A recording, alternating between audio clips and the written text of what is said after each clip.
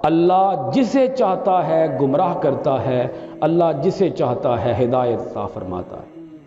اللہ کریم نے اپنے پیغمبروں کو فرمایا کہ اے میرے پیغمبروں، تم میرا پیغام میرے بندوں تک پہنچاؤ ان کی زبان کے اندر، میرا پیغام میرے بندوں تک پہنچاؤ ان کی زبان کے اندر، تاکہ یہ کیا کر سکیں، سمجھ سکیں۔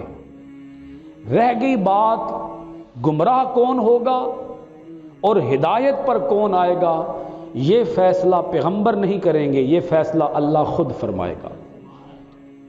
وہ جسے چاہتا ہے گمراہ کر دیتا ہے، جسے چاہتا ہے ہدایت عطا فرما دیتا ہے۔ یہاں یہ بات بھی سمجھنے والی ہے، ویسے اس سے قبل بھی کئی دفعہ قرآن مجید کے اندر یہ بات پیچھے گزر چکی ہے، اور میں اس کو بڑی تفصیل کے ساتھ بیان کر چکا ہوں کہ پہلا کام انسان کا ہے کہ وہ ارادہ کرے۔ ارادہ کرنا انسان کا کام ہے۔ اس نے خیر کی طرف چلنا ہے یا شر کی طرف چلنا ہے، یہ ارادہ کس نے کرنا ہے؟ انسان نے کرنا ہے۔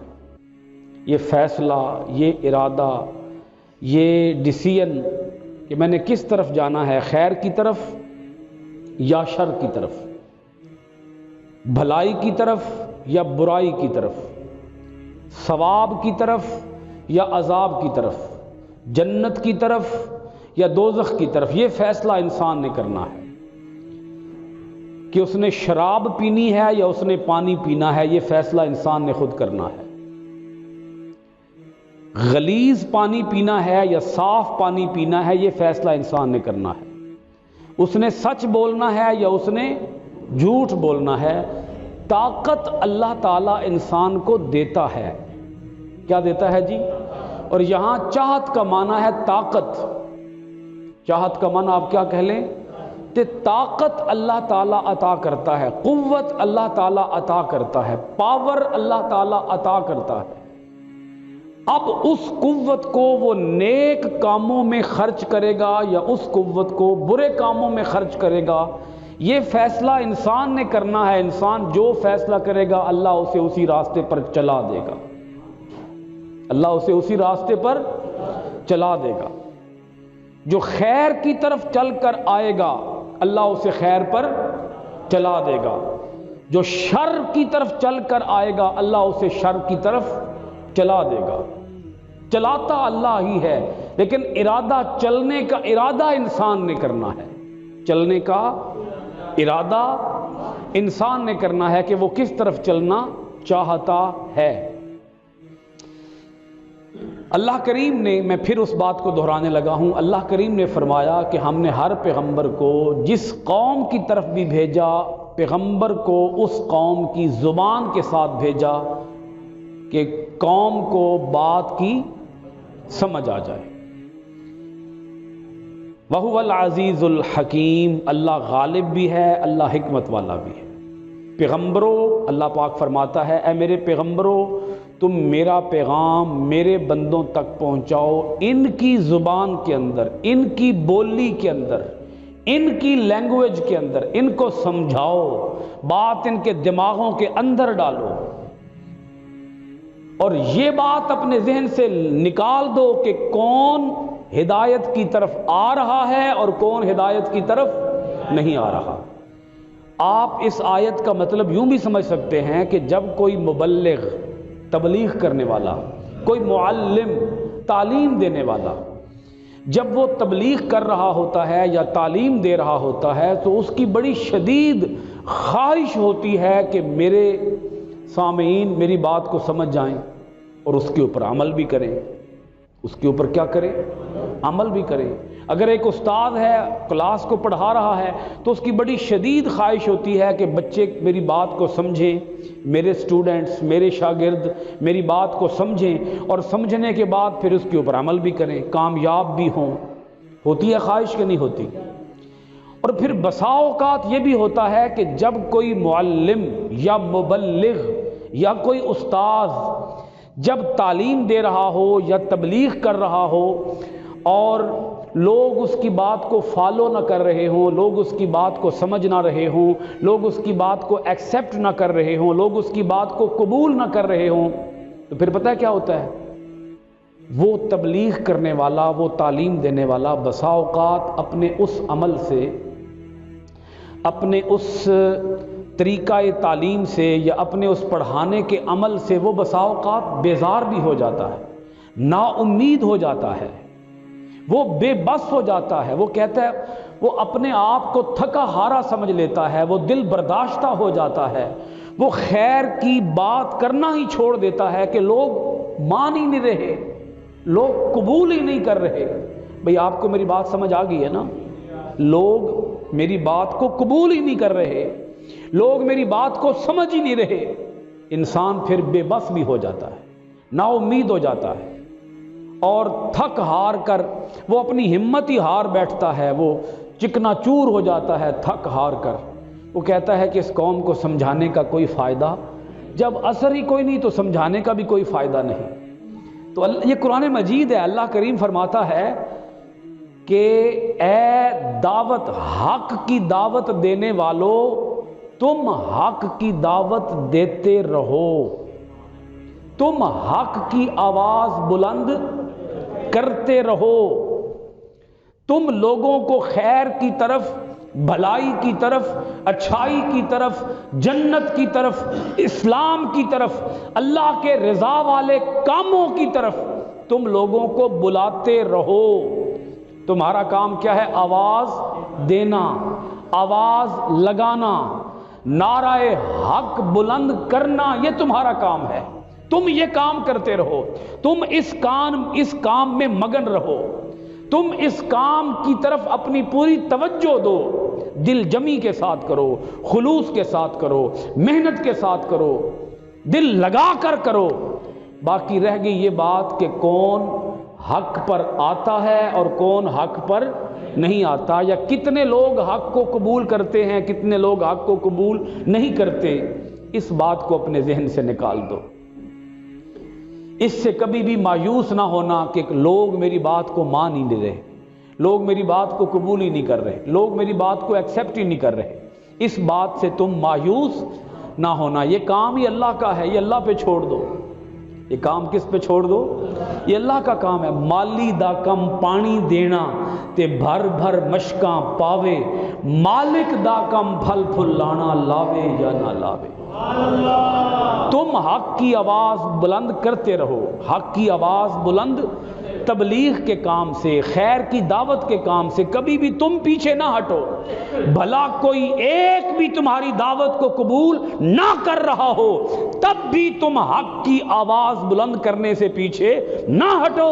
ایک بھی اگر قبول نہ کر رہا ہو، تم آواز لگاتے رہو، آواز دیتے رہو، آواز بلند کرتے رہو، لوگوں کو خیر کی طرف بلاتے رہو، کوئی آئے یا نہ آئے، کوئی قبول کرے یا کوئی قبول نہ کرے۔ جیسا کہ مؤذن کا کام کیا ہے جی؟ بولیے ذرا۔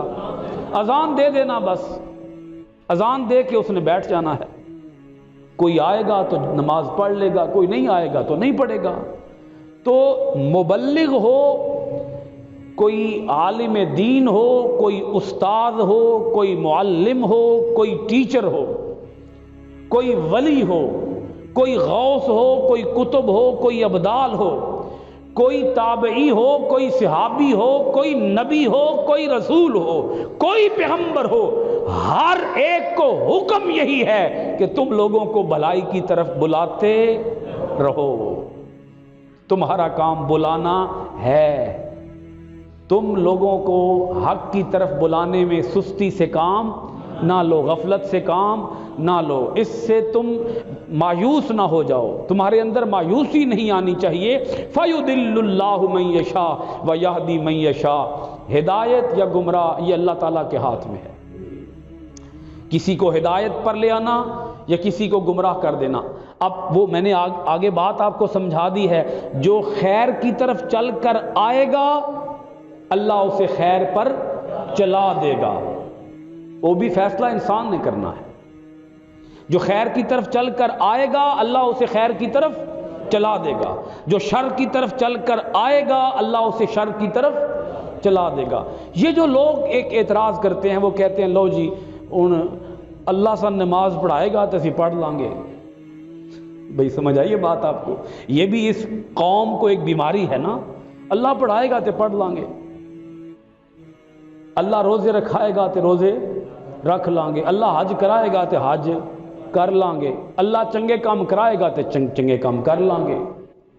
اسی تے بھڑے کام کر رہے ہیں، برے کام کر رہے ہیں، اللہ کرا رہے ہیں جی، برے کام بھی اللہ ہی کرا رہے ہیں. وہ نماز کی طرف ہمیں بلاتا ہی نہیں، وہ نماز کی توفیق ہی نہیں دیتا، تو ہم کیسے پڑھیں؟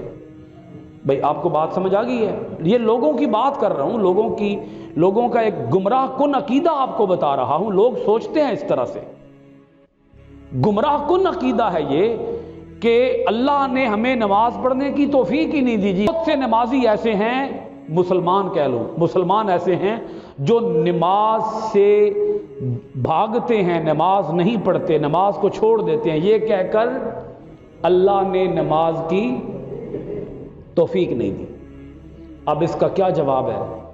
اگر کوئی شخص یہ کہے کہ اللہ نے نماز کی توفیق ہی نہیں دی، میں نے اس لیے نہیں پڑھی، اس کا جواب یہ ہے، روٹی تو نے خود کھا لی ہے جی، چول تو خود کھا لے، پانی تو نے خود پیا، چاول خود کھائے، روٹی خود کھائی، فروٹ خود کھایا. وہ ارادہ کیا تو روٹی کھا لی، ارادہ کیا تو فروٹ کھا لیا، ارادہ کیا تو ملک شیک پی لیا.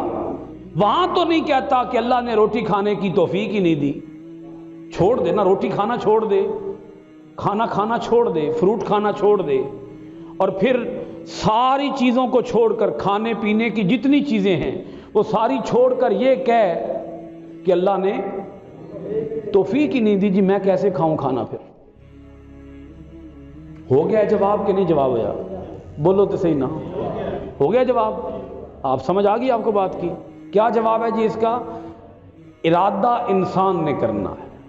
جیسے اس نے کھانا کھانے کا ارادہ خود کیا ہے، پانی پینے کا ارادہ، اس نے کھانا کھانے کا ارادہ کیا تو کھانا کھا لیا، پانی پینے کا ارادہ کیا تو پانی پی لیا.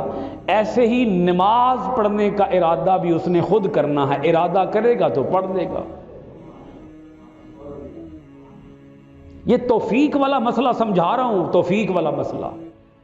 یہ قوم توفیق اللہ کے کھاتے میں ڈال کے خود نیک کاموں سے لا تعلق ہو چکی ہے، نیک کاموں سے دور ہو چکی ہے. عمل سے بغاوت کا یہ ایک راستہ لوگوں نے نکال لیا. لو جی توفیق ہی نہیں دی اللہ نے، ہم کیا کریں؟ قیامت کے دن جب رب اپنے سامنے انسان کو کھڑا کرے گا اور اس سے پوچھے گا کہ تو نے نماز کیوں نہیں پڑھی، تو اس وقت اللہ سے کہنا یا اللہ تو نے توفیق ہی نہیں دی تھی، اس لیے میں نے نہیں پڑھی تھی. بھئی آپ کو میری بات، میں سمجھانے کے لیے بات کہہ رہا ہوں، سمجھانے کا ایک انداز اپنا رہا ہوں کہ اللہ کریم کی بارگاہ میں کھڑے ہو کر کوئی شخص یہ کہہ سکے گا کہ اے باری تعالیٰ تو نے مجھے نیکی کی توفیق نہیں دی تھی، اس لیے میں نے نیکی نہیں کی تھی، تو نے مجھے برائی کی توفیق دی تھی اس لیے میں نے برے کام کیے تھے. کیا یہ جواب ٹھیک ہوگا، درست جواب ہوگا؟ تو میں عرض کر رہا ہوں کہ انسان کو ارادہ کرنا چاہیے. کیا جی بولے نا، انسان کو ارادہ کرنا، جب ارادہ کرے گا تو نیک کام ہو جائیں گے. ہاں اب آگے ایک اور پہلو آتا ہے، اور وہ پہلو یہ آتا ہے کہ جب انسان نیک کام کر لے، جب انسان اس وقت کہے باری تعالیٰ توفیق تو نے دی ہے،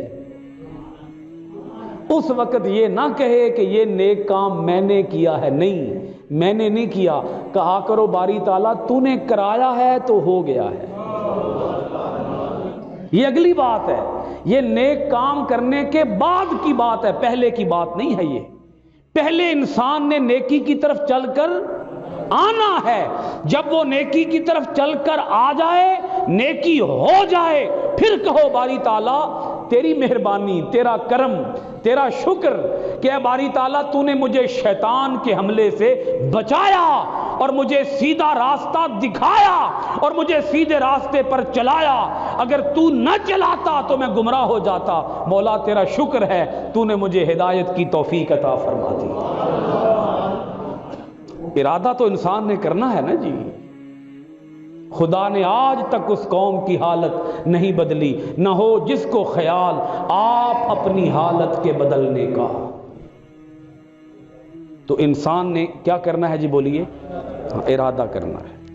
جیسے ہم دوسرے کاموں کے لیے ارادہ خود کرتے ہیں، ایسے ہی نیک کاموں کے لیے بھی ارادہ خود کرنا ہے۔ یہاں جو اس آیت کے اندر خاص بات تھی وہ یہ تھی کہ معلم کا کام، مبلغ کا کام لوگوں کو دین کی طرف بلانا ہے، خیر کی طرف بلانا ہے۔ کوئی آ جائے فابہا، کوئی نہ آئے تو اس سے مایوس نہیں ہونا، بلکہ اللہ کی بارگاہ میں عرض کرنی ہے باری تعالیٰ جو تو نے میرا ذمہ لگایا تھا میں نے اپنا ذمہ ادا کر دیا، اپنا فرض ادا کر دیا، اس سے مایوس نہیں ہونا۔ مثال کے طور پر اگر مجھے 40 سال ہو گئے، مثال دے رہا ہوں، اگر مجھے نیکی کی دعوت دیتے دیتے 40 سال ہو گئے اور کوئی کسی ایک نے بھی نیکی کی دعوت قبول نہیں کی تو مجھے اس سے مایوس نہیں ہونا چاہیے کہ کسی ایک نے بھی قبول نہیں کی، کیونکہ اس رب نے قیامت کے دن ہم سے یہ نہیں پوچھنا کہ تو نے کتنے بندوں کو نیکی کے راستے پر چلایا، یہ سوال نہیں ہوگا۔ یہ نہیں پوچھا جائے گا کہ تیری دعوت پر کوئی خیر کی طرف آیا بھی تھا کہ نہیں آیا تھا، سوال یہ نہیں ہوگا۔ کیا سوال ہوگا؟ تو نے نیکی کی دعوت لوگوں کو دی تھی یا نہیں دی تھی، یہ کویسچن یہ ہوگا۔ تو اس کویسچن کا آنسر کیا ہے؟ مولا میں نے تو دے دی تھی، میں نے تو دعوت دے دی تھی۔ اللہ اکبر۔ اب اس کے بعد اگلی آیت سنیے جی، آیت نمبر 5 پڑھنے لگا ہوں اب میں۔ اللہ کریم نے یہاں ذکر شروع ہونے لگا ہے حضرت موسیٰ علیہ السلام کا۔ بولیے جی کس کا؟ حضرت۔ اچھا، یہ جو آیتیں ہیں جو میں آپ کو پڑھ کے سنا رہا ہوں، یہ آیتیں کس پر نازل ہوئیں؟ حضور نبی اکرم صلی اللہ علیہ وآلہ وسلم پر۔ اب حضور علیہ السلام کو اللہ کریم موسیٰ علیہ السلام کا ذکر سنانے لگا ہے۔ کیوں؟ اس کی وجہ کیا ہے؟ سنیے گا ذرا۔ حضور نبی کریم علیہ السلام جب نیکی کی دعوت لوگوں کو دیتے اور لوگ نیکی کی دعوت قبول نہ کرتے تو حضور نبی کریم علیہ السلام بے قرار ہو جاتے، بے چین ہو جاتے، مضطرب ہو جاتے، پریشان ہو جاتے، متفکر ہو جاتے کہ یہ لوگ نیکی کی دعوت کو قبول کیوں نہیں کر رہے، کیا ہو گیا ان لوگوں کو؟ یعنی اندر شدید خواہش تھی۔ اور حضور علیہ السلام کے بارے میں کہا گیا، اللہ پاک نے فرمایا حریص علیکم، حضور بھلائی کے بڑے خواہش مند ہیں۔ بولیے ذرا کیا ہیں جی؟ حضور بھلائی کے بڑے۔ تو آقا علیہ السلام جب کوئی بھلائی کی طرف نہ آتا تو حضور علیہ السلام کیا ہوتے؟ پریشان ہو جاتے، متفکر ہو جاتے، یہ کیوں نہیں آ رہے، خیر کو قبول کیوں نہیں کر رہے، یہ کب خیر کی طرف آئیں گے، یہ کب نیکی کی طرف آئیں گے؟ آقا علیہ السلام جب مضطرب ہوتے، تسلی دینے کے لیے اللہ قرآن کی آیتیں اتارتا۔ اللہ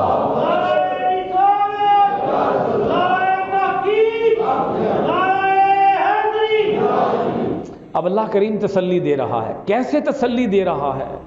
اب تسلی دینے والا اللہ، اور جس کو دی جا رہی ہے وہ محمد الرسول اللہ صلی اللہ علیہ وآلہ وسلم۔ آقا علیہ السلام کو اللہ کریم سنا رہا ہے کیا بھلا؟ موسیٰ علیہ السلام کا واقعہ کہ اے میرے پیغمبر، میں آپ کو موسیٰ علیہ السلام کا واقعہ سناتا ہوں۔ آپ کی قوم آپ کے ساتھ جو معاملہ کر رہی ہے، موسیٰ علیہ السلام کی قوم بھی موسیٰ علیہ السلام کے ساتھ یہی معاملہ کرتی تھی۔ نہیں سمجھ آئی آپ کو بات کی؟ جو معاملہ آپ کی قوم آپ کے ساتھ کر رہی ہے وہی معاملہ موسیٰ علیہ السلام کی قوم موسیٰ علیہ السلام کے ساتھ کرتی۔ جیسے یہ لوگ آپ کی بات کو نہیں مان رہے، ایسے ہی موسیٰ علیہ السلام کی قوم موسیٰ علیہ السلام کی بات کو نہیں مانتی تھی۔ اب سنیں، اللہ کریم فرماتا وَلَقَدْ أَرْسَلْنَا مُوسَىٰ بِآيَاتِنَا أَنْ أَخْرِجْ قَوْمَكَ مِنَ الظُّلُمَاتِ إِلَى النُّورِ۔ اے میرے پیارے حبیب، اے میرے پیارے پیغمبر محمد صلی اللہ علیہ وآلہ وسلم، ہم نے موسیٰ علیہ السلام کو واضح نشانیوں کے ساتھ بھیجا۔ کس کے ساتھ جی؟ اپنی نشانیاں دے کر بھیجا موسیٰ علیہ السلام کو کہ آپ اپنی قوم کی طرف جائیں اور آپ اپنی قوم کو اخرج قومک من الظلمات الی النور، آپ اپنی قوم کو نکال کر لے آئیں، کس سے؟ اندھیروں سے نور کی طرف، اندھیروں سے نکال کر لے آئیں ان کو۔ اندھیروں سے مراد کفر ہے، کفر کے اندھیروں سے، گمراہی کے اندھیروں سے، شرک کے اندھیروں سے، بت پرستی کے اندھیروں سے نکال کر لے آئیں نور کی طرف۔ نور کون سا؟ حق کا نور، ایمان کا نور، ایقان کا نور، اسلام کا نور، ہدایت کا نور، معرفت الہی کا نور، قرب الہی کا نور، نصرت الہی کا نور، تعلق الہی کا نور۔ اس نور کی طرف اپنی قوم کو نکال کر لے آئیں۔ حضرت موسیٰ علیہ السلام گئے اپنی قوم کے پاس اور ہم نے موسیٰ علیہ السلام کو فرمایا کہ اے موسیٰ علیہ السلام، آپ اپنی قوم کو ہدایت پر لانے کے لیے، اپنی قوم کو بولیے نا، بولیے، ہدایت پر لانے کے لیے وَذَكِّرْهُمْ بِأَيَّامِ اللَّهِ، اپنی قوم کو ہدایت پر لانے کے لیے اے موسیٰ علیہ السلام آپ اپنی قوم کو اللہ کے دن یاد دلائیں۔ اب یہاں اللہ کے دنوں سے کیا مراد ہے؟ اللہ کے دنوں سے وہ دن مراد ہیں جس دن اللہ تعالیٰ نے حضرت موسیٰ علیہ السلام کو کوئی معجزہ عطا فرمایا، کوئی، یعنی جس دن موسیٰ علیہ السلام کو کوئی معجزہ ملا وہ دن اللہ کا دن بن گیا۔ وہ دن کیا بن گیا؟ جیسا کہ جس دن حضرت موسیٰ علیہ السلام پر من و سلوہ اترا وہ دن کیا بن گیا؟ اللہ کا دن بن گیا۔ جس دن حضرت موسیٰ علیہ السلام کا عصا سانپ بنا وہ دن کیا بن گیا؟ اللہ کا دن بن گیا۔ جس دن حضرت موسیٰ علیہ السلام کی قوم کے لیے 12 راستے بنے، دریا کے اندر 12 راستے بنے، وہ دن کیا بن گیا؟ بولیں، اللہ کا دن بن گیا۔ اسی طرح حضرت موسیٰ علیہ السلام دریا کے پار لگ گئے، آپ کی پوری قوم دریا کے پار چلی گئی تو یہ بھی اللہ کا دن بن گیا۔ فرعون غرق ہوا، جس دن غرق ہوا وہ دن بھی کیا بن گیا؟ اللہ کا دن بن گیا۔ تو میں عرض یہ کرنا چاہتا ہوں کہ جس دن معجزہ حضرت موسیٰ علیہ السلام کو ملا وہ دن اللہ کا دن بن گیا۔ آپ اس کا ایک مطلب یہ بھی بنا لیں، ایک مطلب یہ بھی کر لیں کہ اللہ کریم نے جس دن حضرت موسیٰ علیہ السلام یا حضرت موسیٰ علیہ السلام کی قوم کو کوئی نعمت عطا فرمائی وہ دن اللہ کا دن بن گیا۔ جس دن کیا ملی جی؟ اب قوم کو لانا ہے ہدایت پر، اور قوم کو ہدایت پر لانے کے لیے ان کو اللہ کے دن یاد دلائیں تو قوم ہدایت پر کیسے آئے گی جی؟ بھئی اللہ کے دن یاد دلانے سے قوم ہدایت کی طرف کیسے آئے گی؟ آپ کو سوال سمجھ تو آ گیا نا؟ سوال یہ ہے کہ قوم کو ہدایت پر لانے کے لیے اللہ کے دن یاد دلائے جائیں تو قوم کیسے ہدایت کی طرف آ جائے گی؟ کیسے ممکن ہے کہ اللہ کے دن یاد دلانے سے قوم ہدایت کی طرف آ جائے گی؟ اب اس کا جواب سمجھیے گا۔ جس دن نعمت ملی وہ دن اللہ کا دن ہے، تو وہ دن یاد دلانے کا مطلب یہ ہے انہیں اے موسیٰ آپ انہیں اللہ کی نعمت یاد دلائیں۔ دن یاد دلانے سے کیا مراد ہے جی؟ بولیے ذرا، انہیں کیا یاد دلائیں؟ اللہ کی۔ جب انہیں اللہ کی نعمت یاد آئے گی تو ہو سکتا ہے ہدایت کی طرف آ جائیں۔ بھئی جب نعمت یاد آئے گی، کیا یاد آئے گی؟ بولیے، نعمت یاد آئے گی تو ہو سکتا ہے نعمت کرنے والا بھی یاد آ جائے۔ جب انعام یاد آئے گا تو ہو سکتا ہے انہیں انعام دینے والا بھی یاد آ جائے۔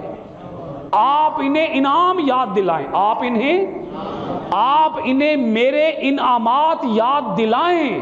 ہو سکتا ہے کہ میرا انعام یاد کرنے سے انہیں میرا نام بھی یاد آ جائے، انہیں میرا نام بھی یاد آ جائے۔ نعمتوں کا تو احساس دلائیں، نعمتوں کا۔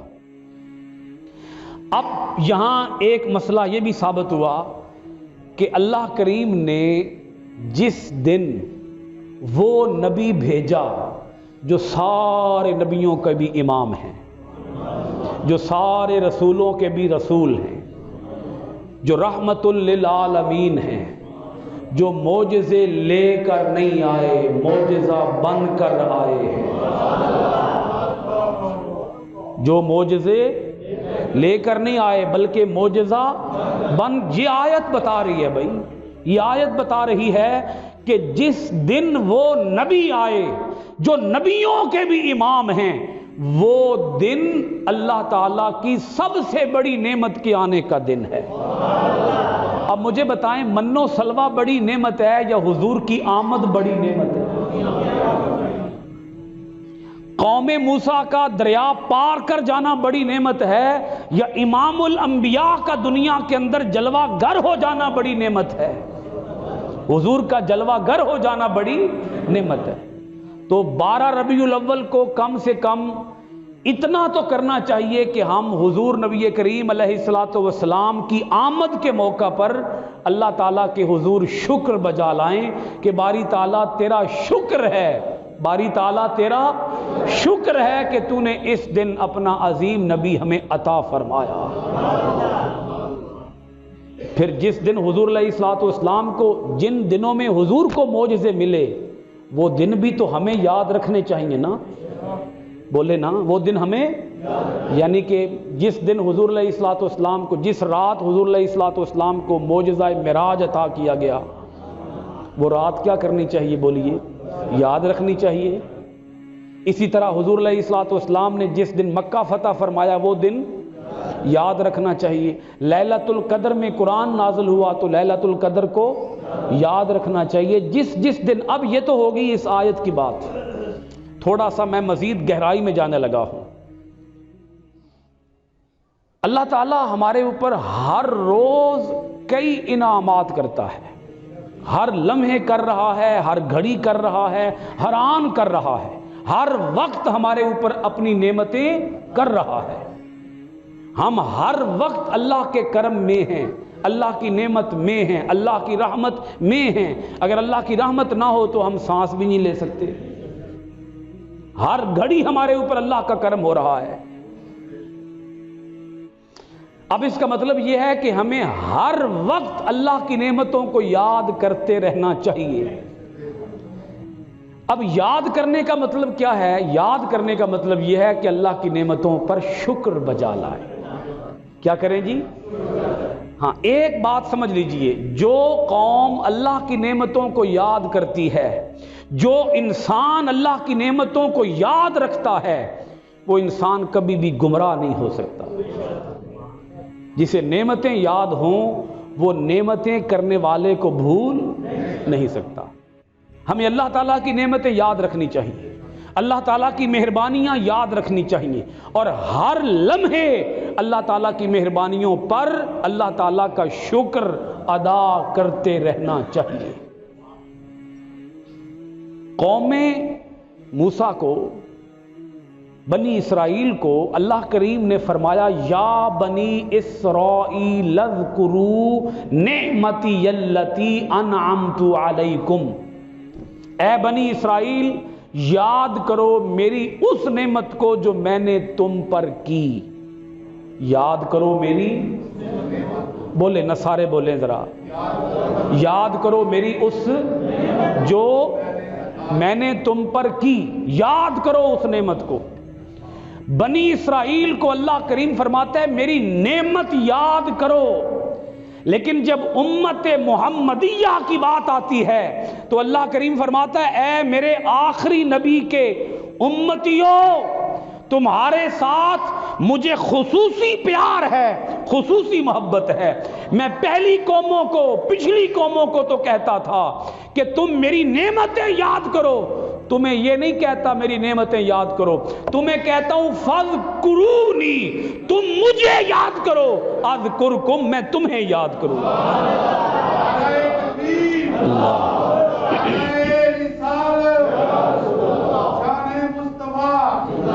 ہاں، سمجھ بات کو پھر سمجھیے گا کہ پچھلی قوموں کو کہا تم میری، اللہ پاک نے فرمایا تم میری نعمت یاد کرو، لیکن امت محمدیہ کو کہا تم مجھے یاد کرو،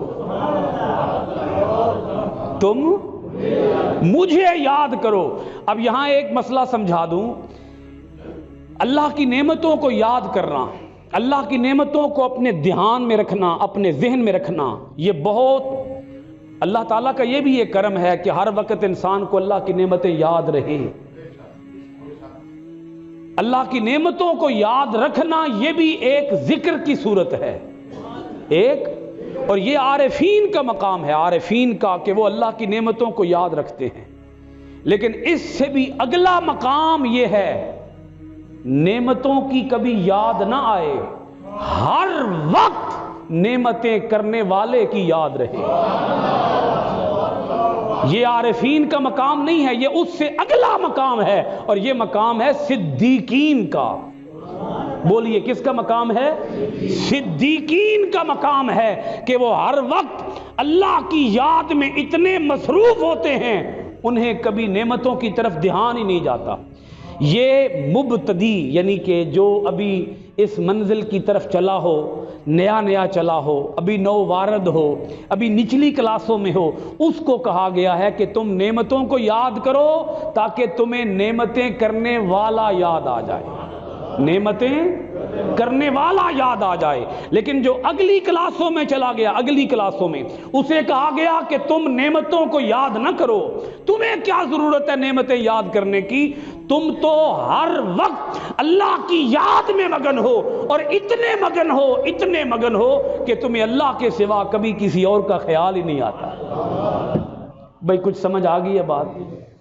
اب انسان ہے بڑا ناشکرا، یہ بھی سمجھ لیجئے بات، انسان کیا ہے بہت، میں نے آپ کو چند ایک احادیث سنانی ہیں۔ پہلے یہ بات عرض کر دوں کہ اللہ کریم نے فرمایا ان فی ذالک لآیات لکل صبار شکور، بے شک اس میں نشانیاں ہیں ہر صبر کرنے والے کے لیے اور ہر شکر ادا کرنے والے کے لیے۔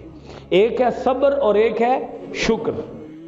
حدیث پاک کے اندر آتا ہے کہ بندہ مومن کا ہر معاملہ خیر کا ہوتا ہے، ہر معاملہ بھلائی کا ہوتا ہے، ہر معاملہ اچھائی کا ہوتا ہے، اس کے لیے خیر ہی خیر ہے۔ وہ کیسے؟ حضور علیہ الصلوۃ والسلام فرماتے ہیں، تمہارا اللہ فرماتا ہے کہ مومن کا حال بھی کتنا عجیب ہوتا ہے۔ کس کا جی؟ ہاں، بندہ مومن کی بات ہو رہی ہے یہاں پر۔ بندہ مومن کا حال بھی کتنا عجیب ہوتا ہے، اگر اسے کوئی دکھ پہنچے وہ صبر سے کام لیتا ہے، کوئی خوشی پہنچے تو شکر سے کام لیتا ہے، خوشی ملے تو الحمدللہ کہہ کر اللہ کا شکر ادا کرتا ہے، دکھ پہنچے تو الحمدللہ کہہ کر صبر سے کام لیتا ہے۔ اس کے لیے ہر دو معاملے میں خیر ہے، کیونکہ اسے صبر پر بھی اجر ملے گا، شکر پر بھی اجر ملے گا۔ اللہ صبر کرنے والوں کے ساتھ ہے۔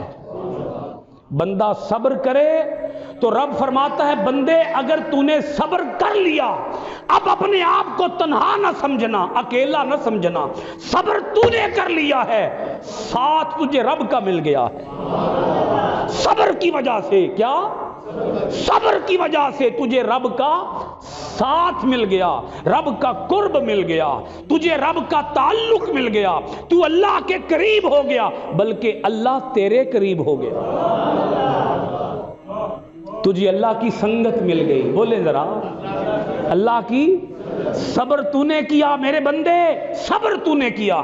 اگر تو چیختا، اگر تو چلاتا، اگر تو ہائے ہائے کرتا، اگر تو روتا دھوتا چیختا پکارتا اور رو رو کر اپنا برا حال کر لیتا اور صبر کا دامن ہاتھ سے چھوڑ دیتا تو تجھے کچھ بھی نہیں ملنا تھا بلکہ گناہ ملنا تھا۔ بولیے کیا ملنا تھا؟ گناہ ملنا تھا۔ اور تجھے اس بے صبری پر تو نے اپنا نقصان ہی کرنا تھا، فائدہ تو ہونا کوئی نہیں تھا۔ ایک نقصان وہ جو پہلے ہو گیا، ایک نقصان وہ جو پہلے ہو گیا، بے صبری کی وجہ سے تو اللہ کے قرب سے محروم ہو گیا، اللہ کے قرب سے دور ہو گیا، اللہ کی سنگت سے محروم ہو گیا۔ لیکن اگر تو نے صبر کر لیا ہے، اگر تو نے صبر کر لیا ہے تو اب کیا ہو گیا؟ بولیے ذرا، اب تجھے اللہ کا ساتھ مل گیا ہے۔ اگر بندہ صبر کرے تو رب فرماتا ہے میرے بندے میں تیرے ساتھ ہوں، اور اگر بندہ شکر کرے تو رب فرماتا ہے لَإِن شَكَرْتُمْ لَأَزِيدَنَّكُمْ، میرے بندے شکر کرنا تیرا کام ہے، تیری نعمتوں میں اضافہ کرنا مجھے رب کا کام ہے۔ صبر کرے گا تجھے رب کا ساتھ ملے گا، شکر کرے گا تو تیری نعمتوں کے اندر اور اضافہ ہو جائے گا۔ اب یہاں آخری ایک حدیث پاک سنا کر اپنی بات ختم کرنے لگا ہوں۔ دو نعمتیں ہیں اللہ تعالیٰ کی، ایک ہے ظاہری نعمتیں اور ایک ہے باطنی نعمتیں۔ بولیے ذرا، ایک کیا ہے جی؟ ظاہری نعمتیں اور ایک ہیں باطنی نعمتیں۔ ظاہری نعمتیں یہ ہیں، اللہ کریم نے مجھے لباس عطا کیا، یہ بھی اس کی نعمت ہے۔ اس نے کھانا عطا کیا، یہ بھی ایک۔ اس نے رہنے کے لیے چھت عطا کیا، یہ بھی ایک نعمت ہے۔ کان عطا کیے، آنکھیں عطا کی، ناک عطا کیا، زبان عطا کی، ہاتھ عطا کیے، پاؤں عطا کیے، زبان عطا کی، یہ سارا جسم، اور اس جسم کے اندر ایک ایک عضو، یہ اللہ تعالیٰ کی ظاہری نعمتیں ہیں۔ بولیے کیا ہیں؟ ظاہری نعمتیں ہیں۔ میں کھانا کھاتا ہوں، کھانا کھا کر کھانے کو ہضم کر لیتا ہوں، یہ بھی اللہ تعالیٰ کی نعمت ہے۔ رات کو سو جاتا ہوں، نیند آ جاتی ہے، یہ بھی نعمت ہے۔ صبح اٹھ کر بیدار ہو جاتا ہوں، جاگ آ جاتی ہے، سونا بھی نعمت ہے، جاگنا بھی نعمت ہے، چلنا نعمت ہے، پکڑنا نعمت ہے، سننا نعمت ہے، دیکھنا نعمت ہے، یہ ساری اللہ تعالیٰ کی نعمتیں ہیں۔ باطنی نعمتیں کون سی ہیں وہ سمجھیے گا۔ باطنی نعمتیں یہ ہے، حضرت سفیان بن عیینہ کہا کرتے تھے اس رب کا میرے اوپر یہ بھی کرم ہے کہ اس رب نے میرے گناہوں پر پردہ ڈالا ہوا ہے۔